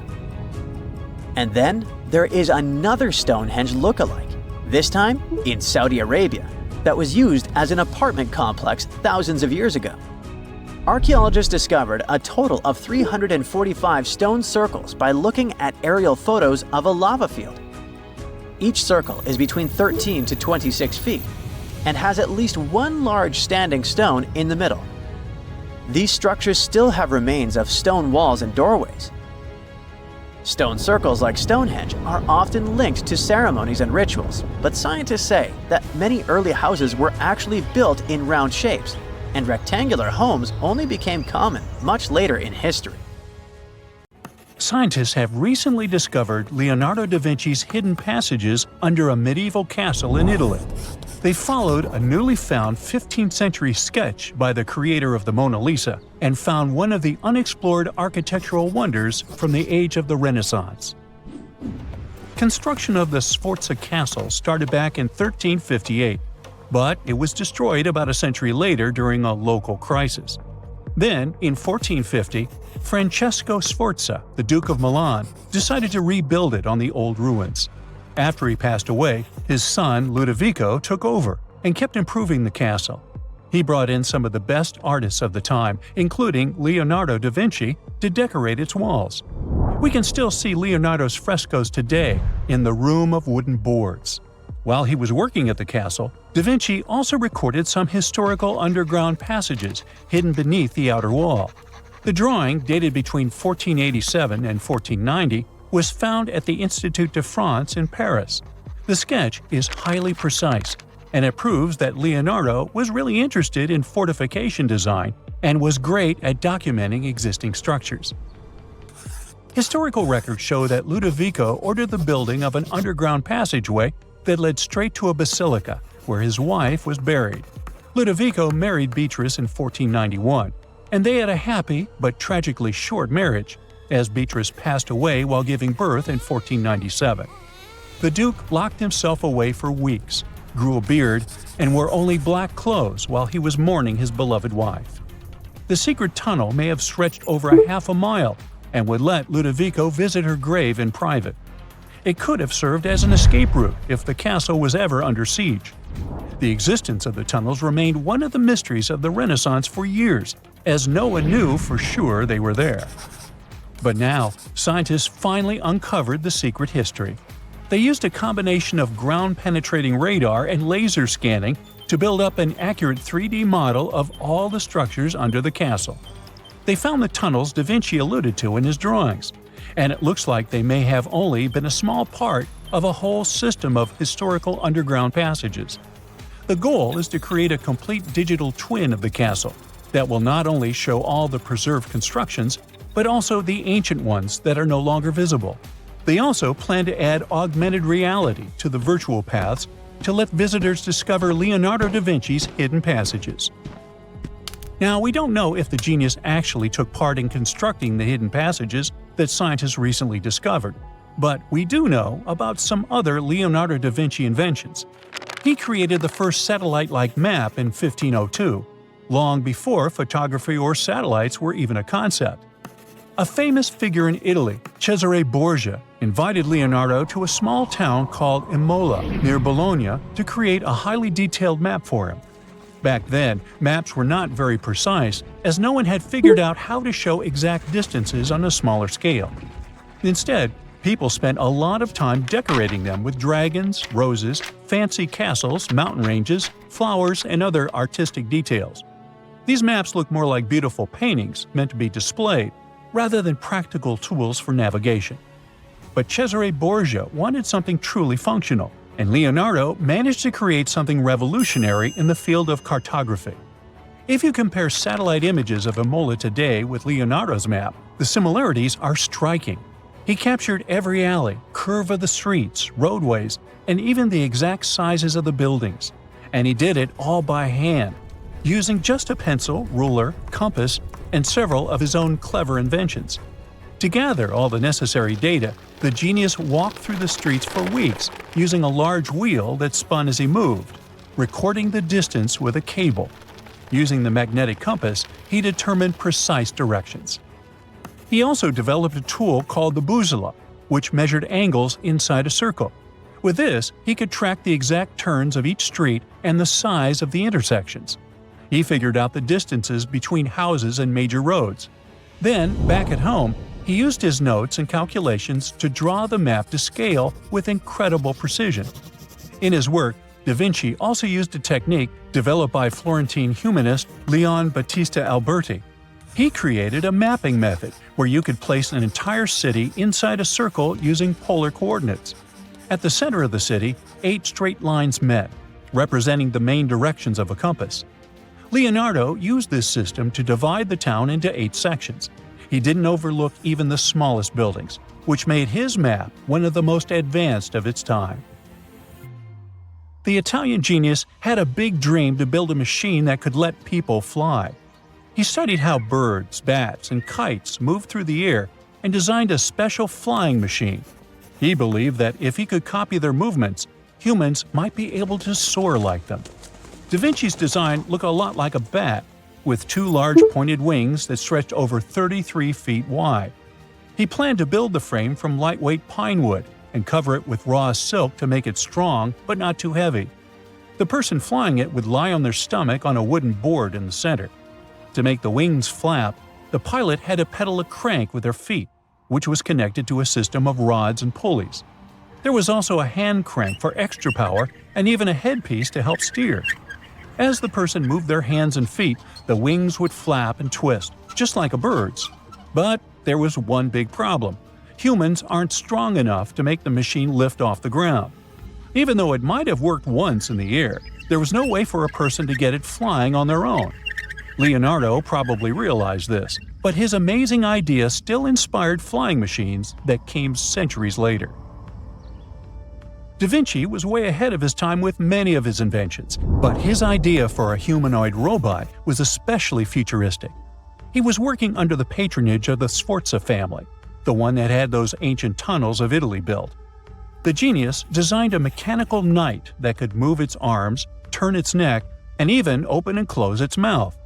Da Vinci had good knowledge of anatomy and the mechanics of body movements that helped him.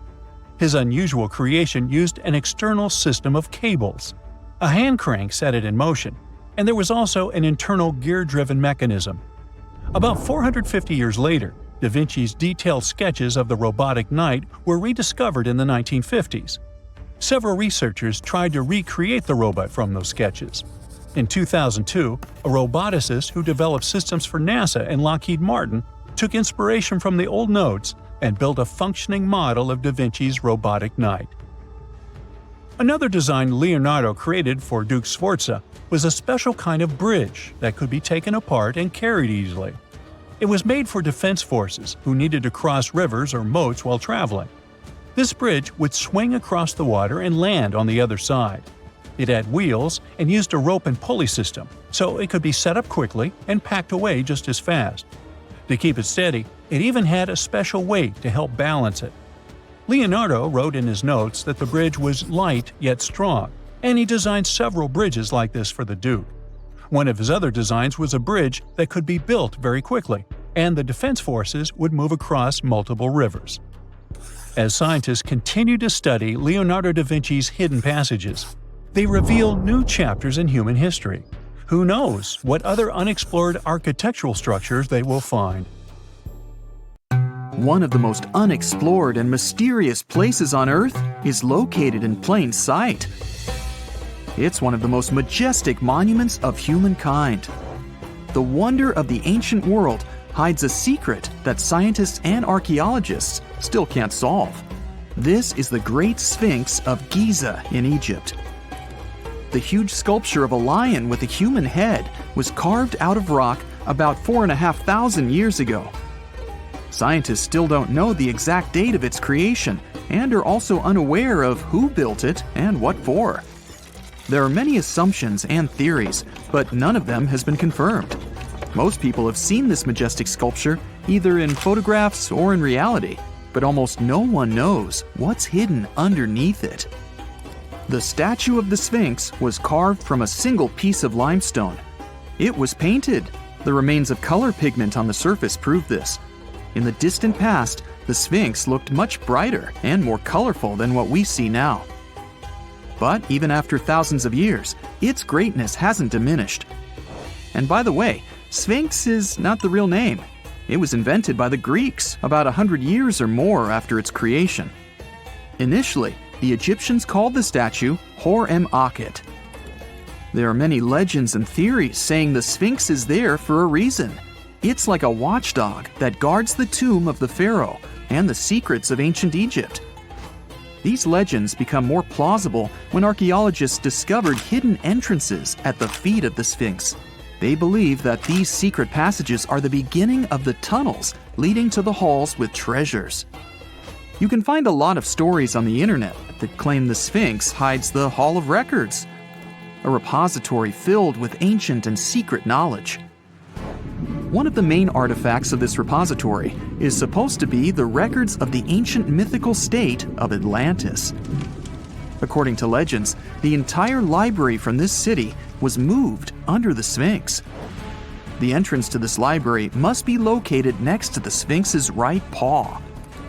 Many archaeologists tried to find this entrance, but came away empty-handed.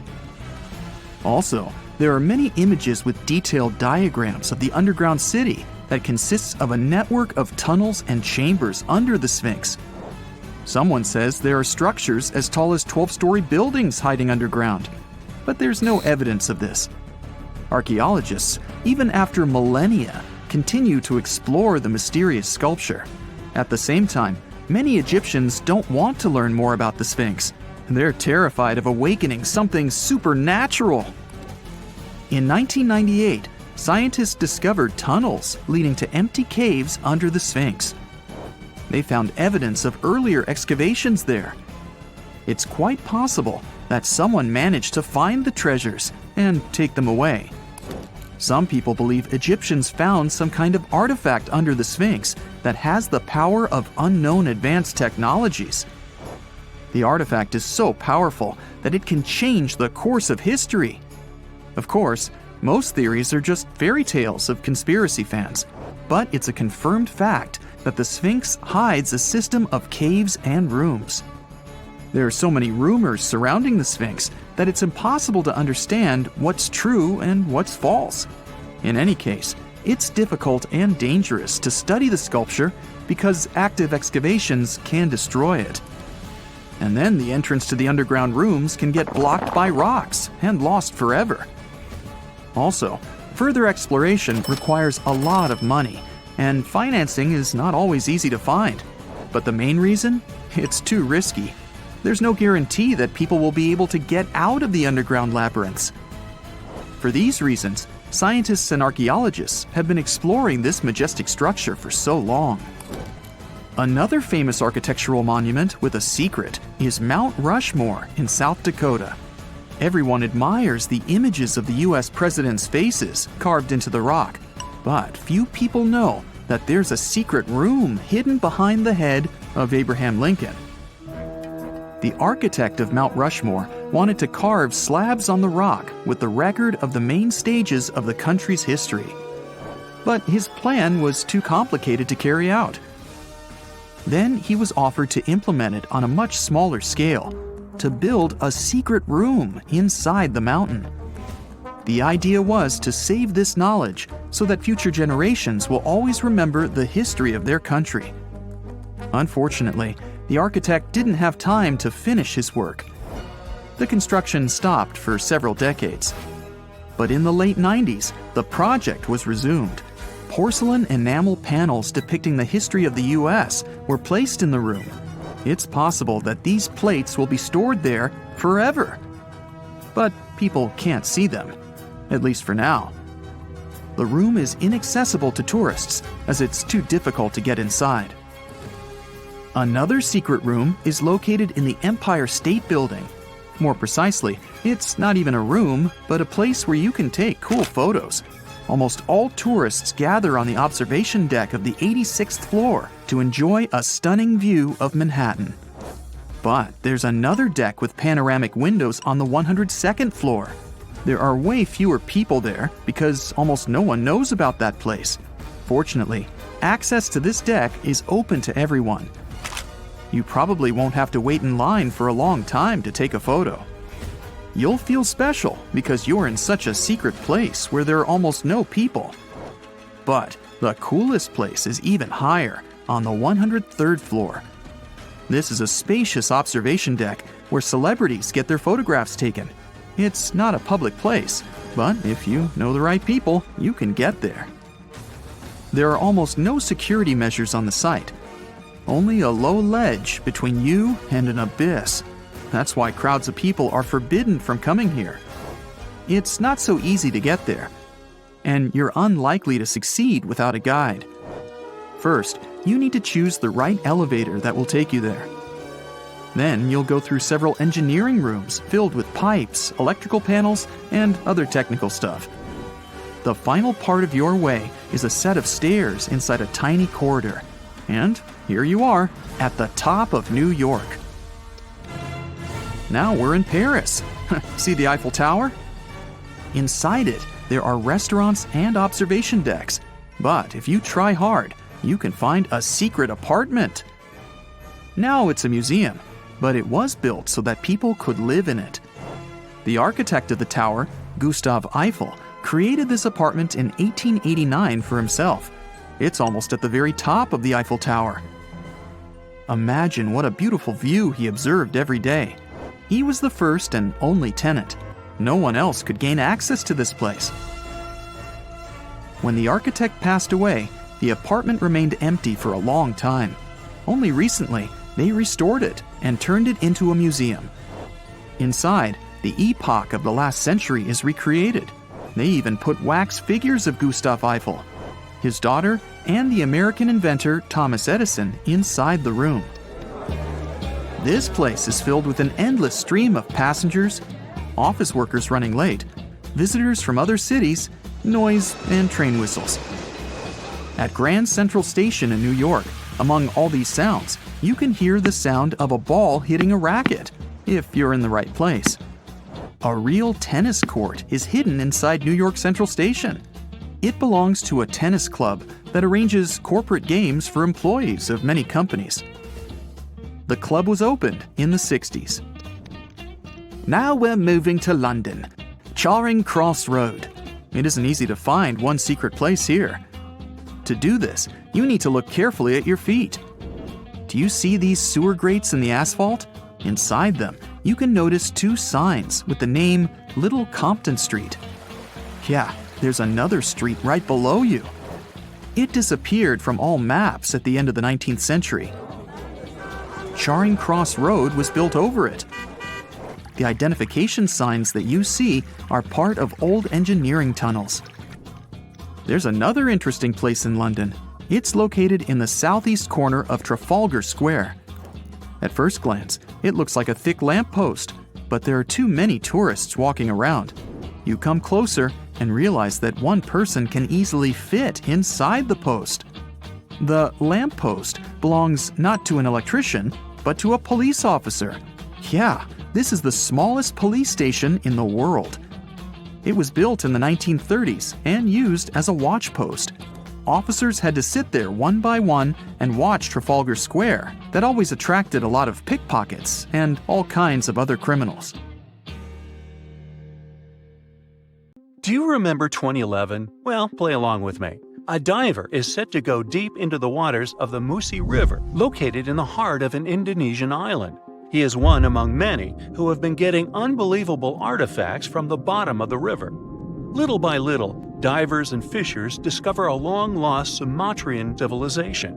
Known as the Island of Gold, the kingdom of Srivijaya was most likely the closest to a real-life El Dorado there has ever been. However, it disappeared late in the 13th century, and until recently, researchers didn't even know the exact location of the kingdom.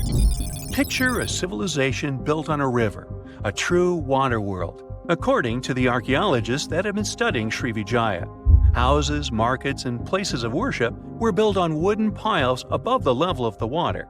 Citizens moved around like modern-day Venetians in simple boats. Srivijaya was known to be a rich and important kingdom. It existed from the 7th to the 11th century CE. It was part of the Silk Road, and anyone traveling from east to west had to pass through the city. Their kings were smart and gained control of the Malacca Strait, which allowed the town to have total control over trading routes in the region. If anything, they sure were honoring the town's name. Srivijaya translates from Sanskrit into prosperous victor, or simply glorious. The kingdom was an important commercial outpost of ancient times. It was strategically located among the most influential commercial routes of the ancient world, which means its citizens became extremely rich. Ancient wealthy societies used to overly display their gold and precious metals. They would often use these metals as offerings to their deities, or they would use them to forge large statues and to make jewelry for kings and queens and decorations for their palaces. Srivijaya wasn't different. Local Indonesian divers who have been exploring the half-mile of the Musi River near the city of Palembang have found some evidence. So far, they've discovered a life-size statue of Buddha, jewelry studded with precious gems, temple bells, mirrors, golden jugs, and other items. No official archaeological excavations have been done in the area, so these artifacts are the first items of the Srivijayan Empire ever found. Sean Kinsley, a British maritime archaeologist who has reported on these discoveries, says he is truly surprised. For long, people have been speculating about the true wealth of Srivijaya, and it seems that the rumors have been confirmed.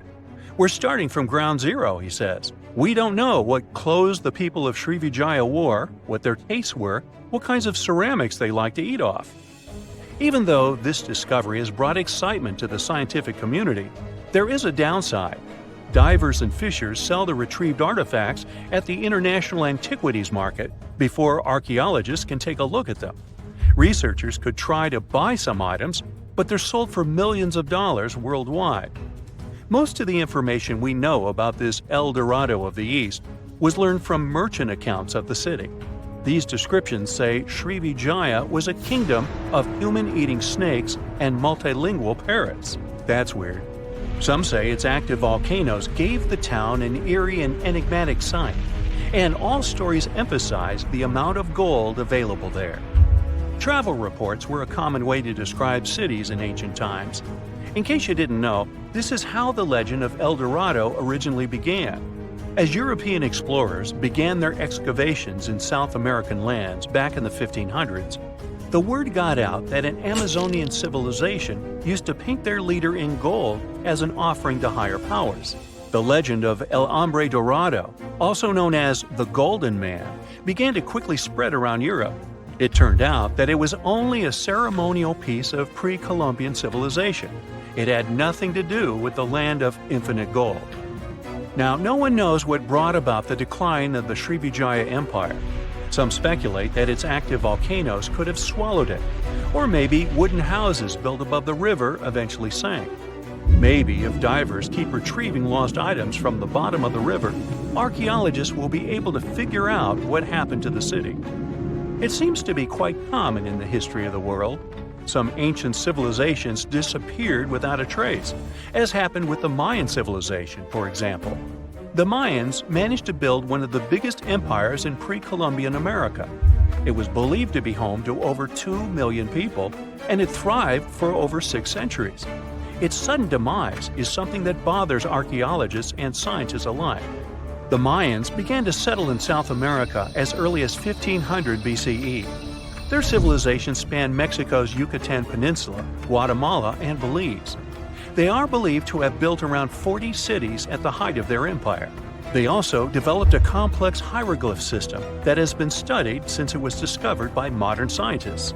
The Mayans were keen engineers, astronomers, and farmers. They were post-nomadic people that settled in vast areas of farmland where they could grow corn and other types of vegetables. Archaeologists are still learning a lot about the Mayan civilization by examining their ruins. The city of Chichen Itza, located in the Yucatan Peninsula, is one of the most important Mayan sites on Earth today. The site is made up of a total of 26 ruins, and it is home to a world-famous pyramid known as El Castillo. It consists of a series of square terraces with stairways on each of the 4 sides of the temple. It was built as an homage to a feathered serpent deity. The Mayans were such architectural geniuses that they managed to build a pyramid that cast a particular shadow. More specifically, in the late afternoon during the spring and fall equinoxes, the pyramid casts several triangular shadows that create the illusion of a feathered serpent crawling down the pyramid. And they created this with none of the tech we have today. The city is so amazing that since 2007, it has been considered one of the 7 wonders of the New World. The Mayan Empire thrived for over 6 centuries due to their wise resource management system and astronomical knowledge. They were able to accurately predict eclipses, and using their rudimentary technology, could even locate Venus and Mars. They had everything to thrive for much longer than they actually did. This is why the Mayans' fall intrigues modern scientists so much. No one has been able to understand completely what led to their demise. That is, until a recent discovery. A study done by NASA claims it can explain what might have happened.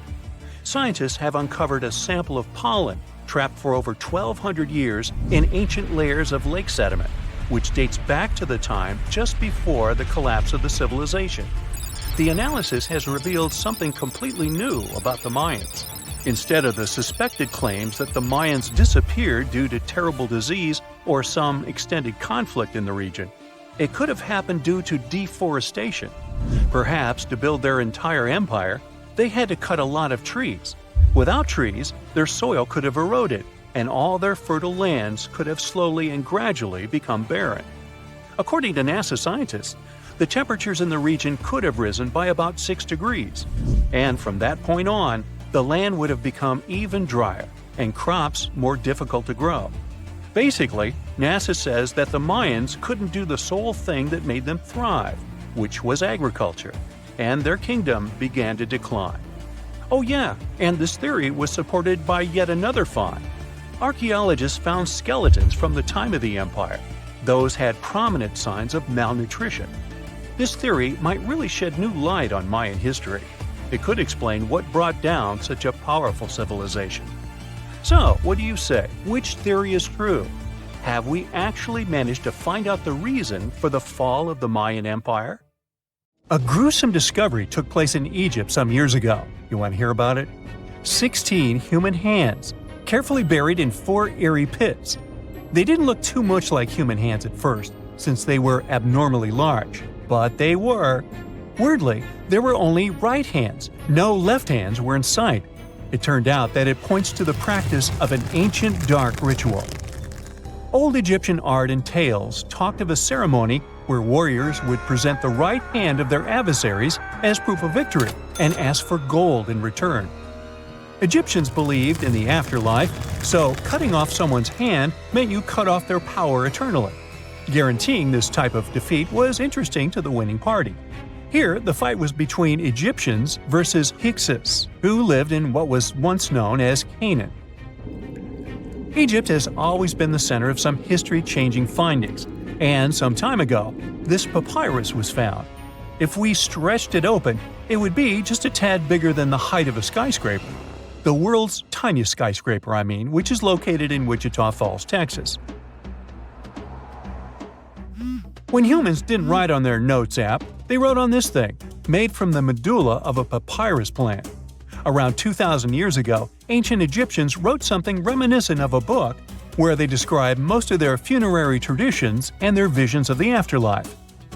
It's considered one of the most important texts from ancient Egypt and is still sold in bookstores to this day.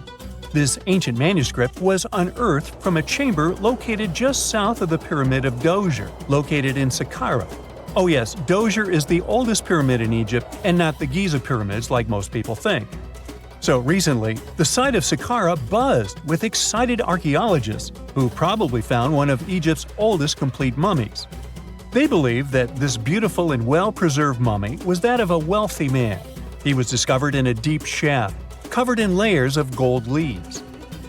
There are many symbols that show he was an important and wealthy man, like the band he wore on his head, the bracelet on his chest, and the fact that he was embalmed with a tunic, which was reserved for Egypt's finest. The most exciting part of the entire discovery was finding the resting place sealed with mortar, just as the ancient Egyptians had left it 4,300 years ago.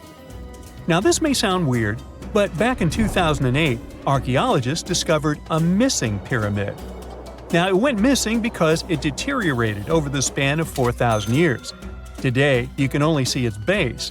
It was a pretty important site back in ancient times. It is said that around the area of the pyramid, the ancients hosted a special type of ceremony where high priests would carry mummified remains of sacred bulls. Now, here's a fun fact. Ancient Egyptians believed that Apis bulls were earthly incarnations of the city deity of Memphis and was connected to rites of fertility. It wasn't just any Apis bull, though. They needed to be all black, with a single white mark between its horns and a bunch of very specific characteristics. They were selected by the local priests and honored until they passed away. After that, they were mummified and buried in underground galleries. Meanwhile, this missing pyramid sort of disappeared around the 1800s. It was a German archaeologist who first found it in the village of Saqqara. He called it the Headless Pyramid when he first found it. But then, years after the official discovery, the desert sand came along and covered the whole thing. There were some excavations between the 19th and 20th centuries, but they weren't too systematic. That's why scientists were so thrilled when they dug an entire pyramid's base after removing the 25-foot mound of sand that was covering it. Oh, and it turns out American archaeologists are excavating a cemetery in Egypt that could contain over 1 million mummified bodies. So far, archaeologists have dug around 1,700 mummies. One of the main differences from other classic Egyptian mummies is that these people weren't kings and pharaohs. They were commoners that most likely lived about 1,500 years ago, when Egypt was controlled by the Roman and Byzantine empires. The name of the cemetery is cool, though, the Way of the Water Buffalo, just in case you want to check it out on your next trip. Other than bulls and buffaloes, ancient Egyptians also liked baboons. Are you seeing a pattern here? In the beginning of the 20th century, archaeologists discovered a site filled with mummified baboons in a place called, guess what? The Valley of Monkeys. An animal wouldn't have been mummified if it wasn't considered important. Certain animals were more important than others, since they were linked to specific deities. Jackals were connected to Anubis, the ancient god of the afterlife, and cats were likened to the female deity Bastet. Baboons were a pretty big deal, since they were believed to be connected to Thoth, the deity of wisdom and advisor to Ra, one of Egypt's supreme deities. The archaeologists who studied these animals weren't too happy. They think these baboons were kept inside and were deprived of sunlight for most of their lives. They had extreme vitamin D deficiencies and they were poorly fed. Maybe Thoth got angry with these baboon keepers. Just a guess. Since there's never a boring day for archaeologists in Egypt, they also found human mummies with golden tongues. Since Egyptians were all about the afterlife, they believed that golden tongues might help a person speak once they pass to the other side. I mean, it's a long shot, but hey, why not? Some of these mummies were placed in wooden coffins with goods, such as necklaces, pottery, golden artifacts in the shape of lotus flowers and scarab beetles, and iPhones. Just kidding. A new temple was also unearthed recently in Egypt. Scientists believe it was dedicated to honor Zeus Cassios. That deity would be a cross between Zeus, the almighty Greek deity of the sky, and Mount Cassios. While digging around the Sinai Peninsula in Egypt, archaeologists spotted 2 pink granite columns poking out of the ground, and bingo. They believe these columns represented the temple's front gate and collapsed during an earthquake many years ago. And speaking of deities, there weren't only super serious deities. Recently, scientists unearthed a golden ring in a city south of Cairo. No, Frodo, it's not magical. It was a normal gold ring, but it had the depiction of the deity of fun, officially named Bes. This deity is often described in sacred texts as a happy, chubby dwarf. Today, many tattoos we get are sorta deprived of any sense and are made of aesthetic purposes only. In ancient Egypt, though, women would get tattoos as a token of protection for childbirth. That's what scientists think, at least. Around the Nile region, scientists found some mummies that had well-preserved tattoos, which is a rarity since the skin deteriorates so easily. 2 of these women tattooed their lower backs, and the drawings were simple. They were mostly pictures, including that same chubby dwarf we just talked about, Bes. He also had a side hustle as the protector of women during childbirth. Now, would you believe me if I told you ancient Egyptians invented robots? No? Well, that's because that's not entirely true. Sure, they were astronomers, mathematicians, and engineers, and somehow they also squeezed an eccentric invention into that package. An automated deity some scientists called Hathor. This wooden statue had been in the Metropolitan Museum of Art for years before someone noticed its secret. With the help of an X-ray machine, specialists discovered a mechanical operating system inside it. The pulley-like axis goes from the statue's shoulder to her left leg. When the system rotates, the statue raises and lowers her hand. Hey, pick me! Pick me! I got my hand up here. There are countless doors all over the world that haven't been opened for decades, and even centuries. The question is why? It seems that nowadays you can open any door you want. The truth is that some doors were sealed for a grave reason. And so far, nobody has found out what treasures and mysteries they hide. Here are 4 doors that keep their secrets all too well. The Taj Mahal. First up, we've got the Taj Mahal in India, one of the most romantic places in the world. Shah Jahan commissioned it in 1631 and dedicated it to his third wife, who he loved like crazy. They were married for 19 years and had a whopping 14 kids together. But unfortunately, she passed away while giving birth to their last baby. Shah Jahan was heartbroken and decided to build an epic tomb to remember her by. The construction took a whopping 20 years to finish. The building has quite an interesting layout. The design is super unusual with these 4 massive 130-foot tall minarets that stand on the corners of a huge platform. They're not just there for looks. Back in the 17th century, architects were having some serious issues with buildings collapsing under their own weight. So, the chief architect of the Taj Mahal made sure to place those minarets as far away from the tomb as possible. And he even tilted them in a way so that if they did fall, they wouldn't wreck the rest of the Taj Mahal. Talk about planning ahead. The Taj Mahal is hiding some crazy secrets. There are sealed rooms all over the place that nobody is allowed to enter. And if you check out photos of the building from the riverside, you can spot 2 basements. But guess what? They're sealed up too. Nobody knows what's inside or why they've been locked up since the time of Shah Jahan. Apparently, there's a good reason why those rooms are off limits. Some researchers think that they were built using marble, which turns into a different substance called calcium carbonate if it's exposed to carbon dioxide.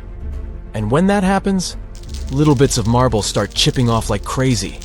To make matters worse, there's no air flowing into these rooms.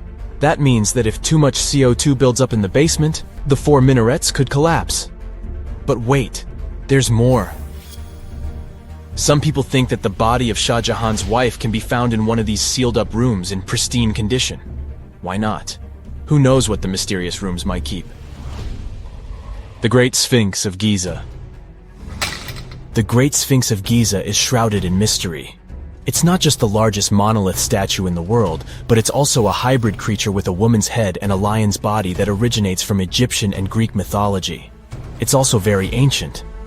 It's estimated to be around 4,500 years old.